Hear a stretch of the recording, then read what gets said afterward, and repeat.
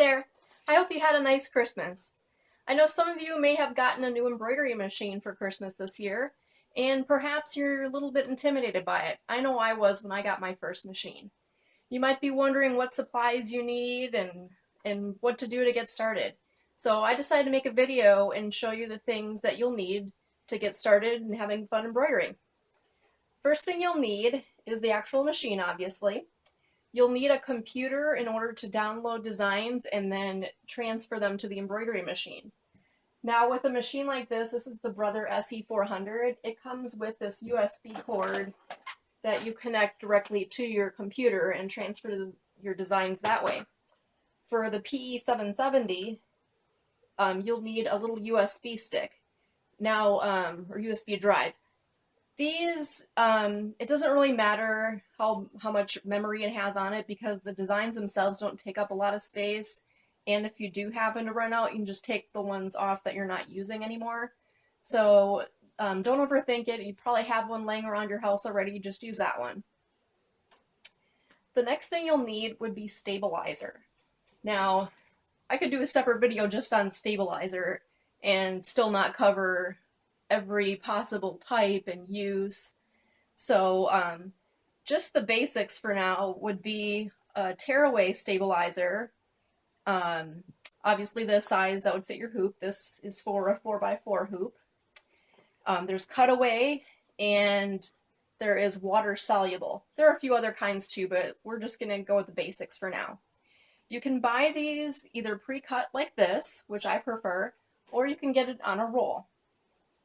Now for a cutaway, that is generally used for something that is really stitch heavy and especially any kind of garment. Now for a tearaway, this is what I use most often because I do almost exclusively in the hoop embroidery. And with this, you stitch on the design and then you just tear it right away and it's gone. So it's very useful. And then water-soluble stabilizer comes in this fabric type, and there's also a plasticky kind also. And this is used for things like freestanding lace. You can put it over a towel so that your embroidery stitches don't get sunk in and kind of disappear amongst all the loops of the terry cloth. Next thing you need would be some scissors. Now, if you only have the ability to get one pair of scissors for now, because I know a lot of us are completely broke after the holidays, this would be what I recommend. It's got a really pointy tip and it's curved, as you can see. Now the reason why that's helpful is that when you've got something in your hoop like this, you can get at it more easily. And then since this has got the pointy end, it's easy to cut little crevices if you're cutting out in a hoop project, and you can snip all your little threads. If you're able to, I would also recommend a really tiny scissors like this for doing cutting after you've removed the project from the hoop. And this is another little gadget. I forgot what it's called. I think it's maybe a grasshopper. I'll look up the link to it on Amazon and leave it below this video. This is just for really, really close work. And then another good scissors would be a fabric scissors. This one's by Ginger. Fiskars makes cheaper versions. And this is just good for cutting out pieces of fabric and felt for your projects. It's pretty big and it's nice and fast and easy to cut with it. The other thing you'll need would be some bobbins.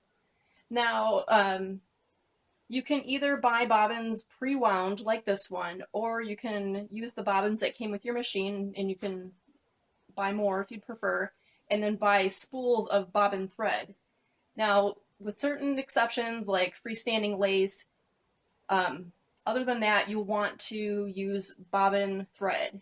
It's different from sewing if you're used to that, where you use the same type of fabric in the bobbin as you do at the top. With this, you're using bobbin specific thread, and it comes in black and white, and I'm not sure, I don't think it comes in any other colors, but I could be wrong. So the pre-wounds versus winding your own, it just comes down to preference. I just bought my first set of pre-wounds, and I think I'm just gonna go with that because It's just easier, and winding bobbins is kind of boring to me, but some people won't mind.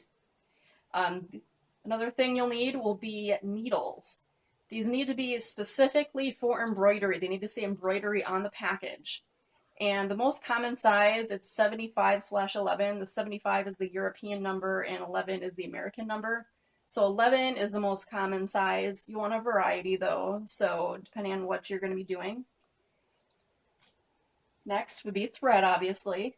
And you need to use thread that is specifically for machine embroidery. It's the right thickness, consistency, strength, etc. And it's nice and shiny. So this is just for embroidery. Luckily, it's very cheap, especially if you buy online, which I'll get to at the end. Just get a few colors to start with, a few basic ones, depending on what you're doing. And then once you get going and start to branch out to other projects, then perhaps you can go get a big set of thread or, place a big order for it. But for now, just get a few colors. Another thing you'll need, particularly for in the hoop embroidery, will be some tape. For in the hoop embroidery, you're setting a piece of fabric in your hoop or taping it underneath, and you need to keep it in place. So some regular Scotch tape or the blue painter's tape, like this. Those are good to have. And then some situations you can use pins as well. Just make sure they are well outside of the embroidery area. Get them as close to the hoop as you can get them.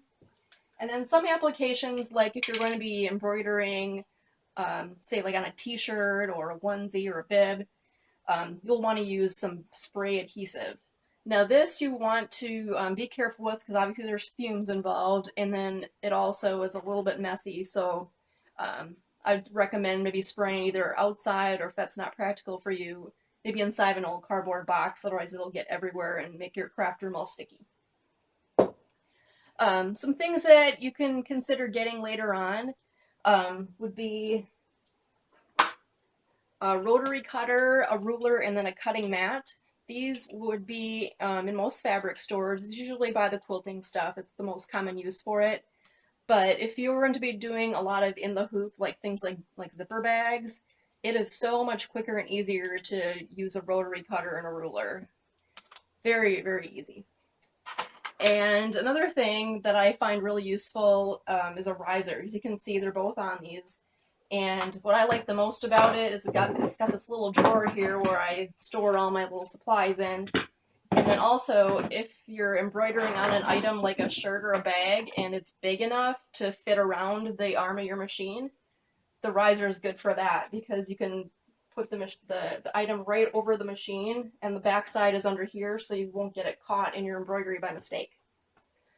So now you might be wondering where to buy all these items because they may not be familiar to you if you're new to embroidery.